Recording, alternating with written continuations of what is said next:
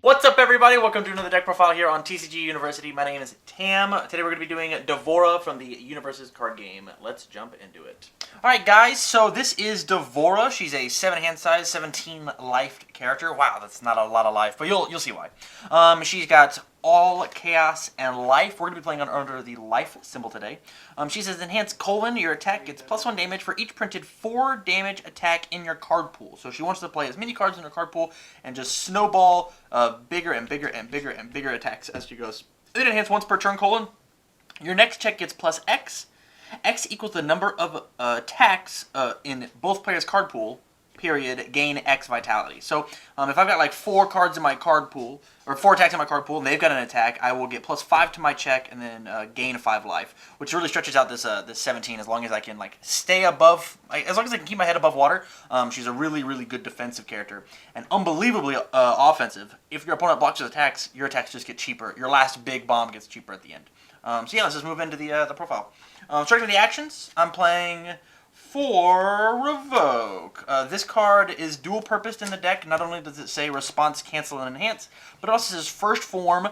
It builds down as a foundation. Your foundations get -1 difficulty. The goal of Devora is to kill you on turn 2. So if I can build 7 cards out of my hand and just 7 foundations and be like, hey, if I draw, 4 or 5 attacks, you're just going to die because of the way that Devora works, the better. So the more I can build, it's a 0/5, cancels a thing, super, super crazy good. The other 2 actions that we have are to give me your best shots. This combined with Devora's once per turn says that you'll auto-block everything, and then the block that you played has Breaker 2. She's got access to this really awesome block, one of my assets, Omega Sword and Elk Shield, which says that the attack does 1 damage. And so if you combo with give me your best shot on the in your hand, and then the Omega Sword that is allowed to block from your staging area, you build this 1 turn, you put it to 0, you take 1 damage off the Omega Shield, and then Breaker 2 them. It's possible that the turn is just over.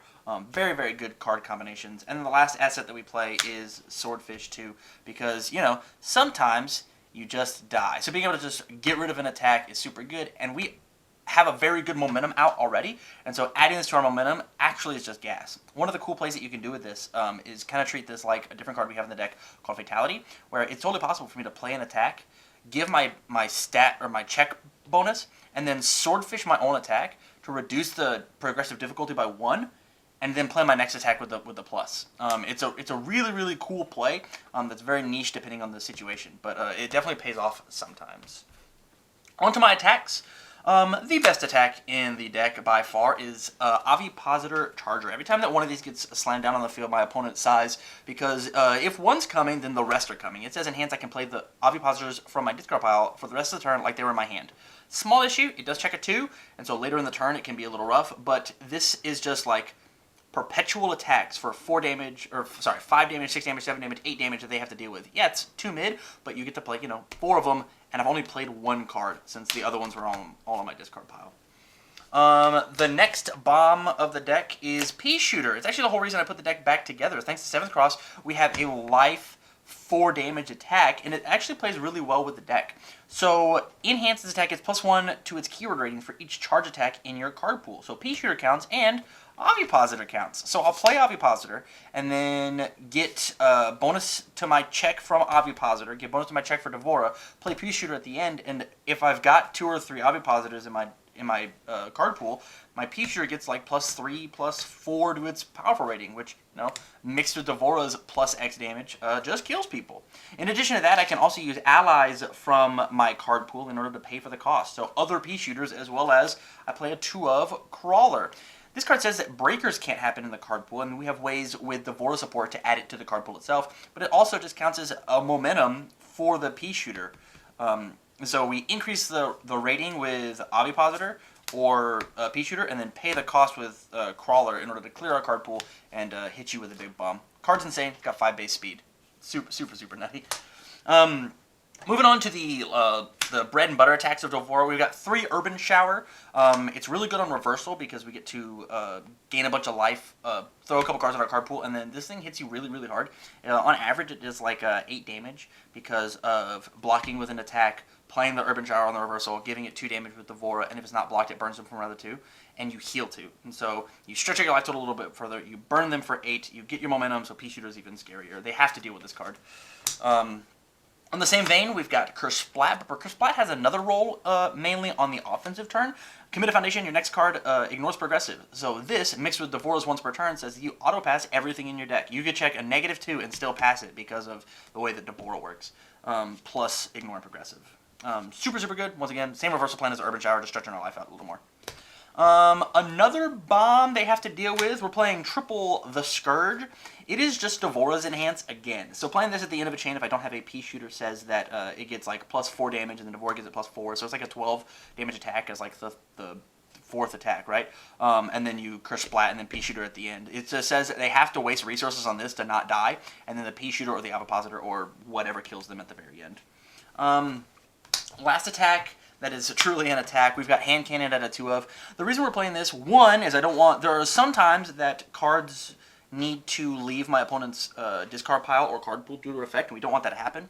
We can add it in with Insect Puppeteer, just like every other card that we have. But really the discarded card Ready a Foundation means that I get to keep extending my combo.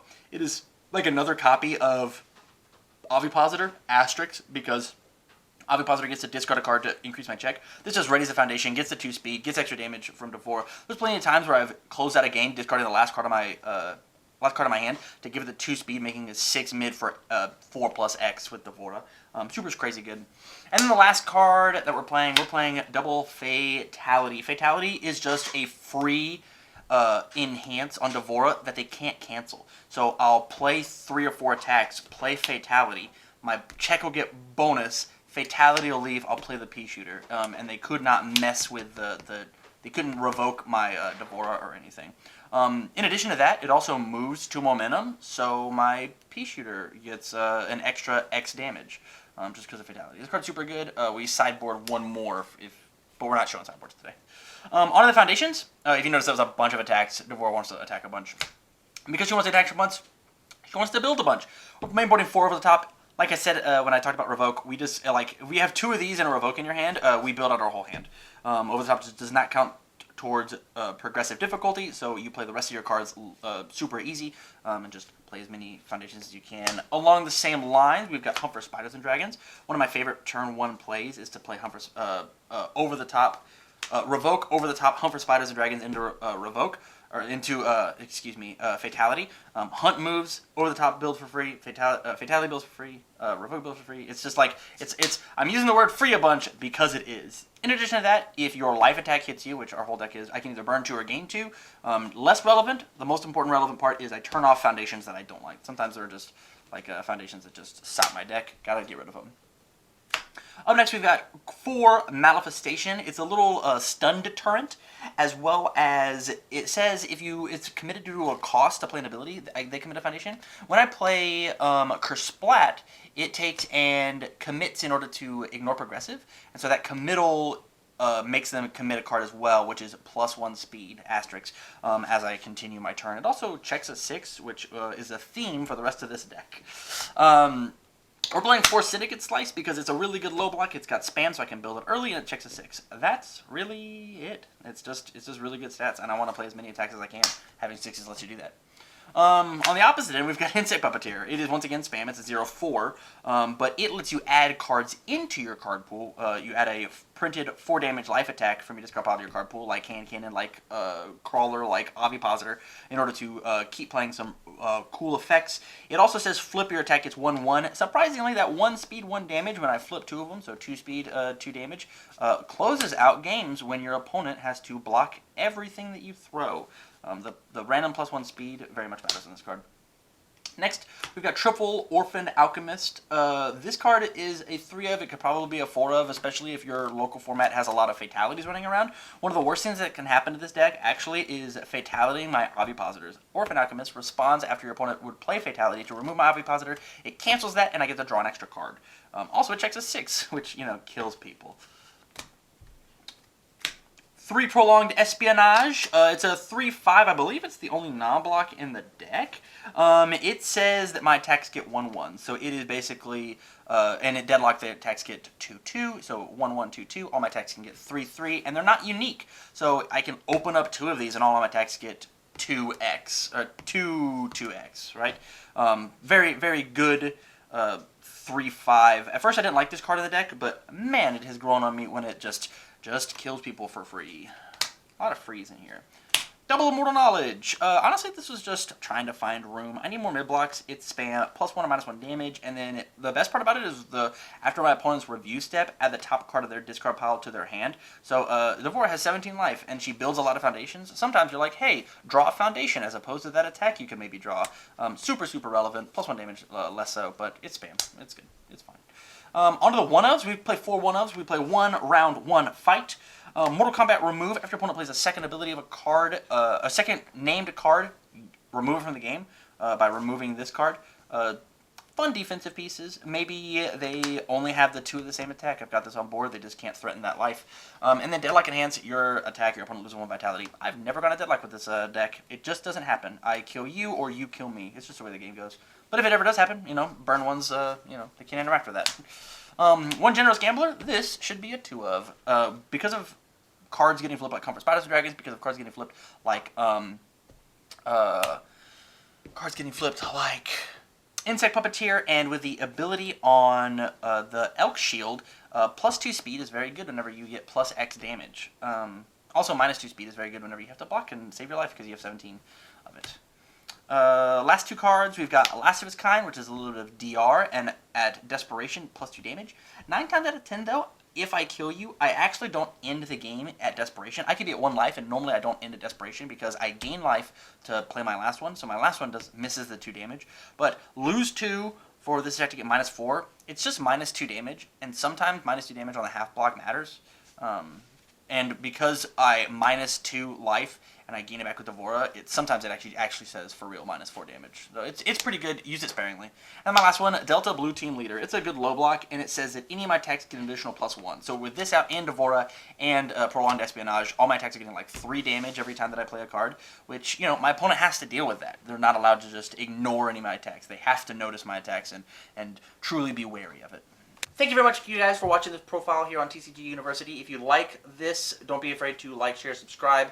Put it in your local playgroups. I know everybody loves Devora. At least one person in every playgroup wants to play Devora. And this deck list has given me so much success. It has been an absolute blast playing and just slamming out 1,000 attacks on turn 2. Or sometimes it has the survivability in order to live to turn 4 or 5 and then Ovipositor people to death. If you have a suggestion for a deck that we should put together, make sure that you leave it in the comments down below. If you want to support the show, go to patreon.com/TCGUniversity. Subscribe to any levels, and you get all these deck lists an entire week early before they go live on YouTube. So with that, from all of us here at TCGU, stay learned.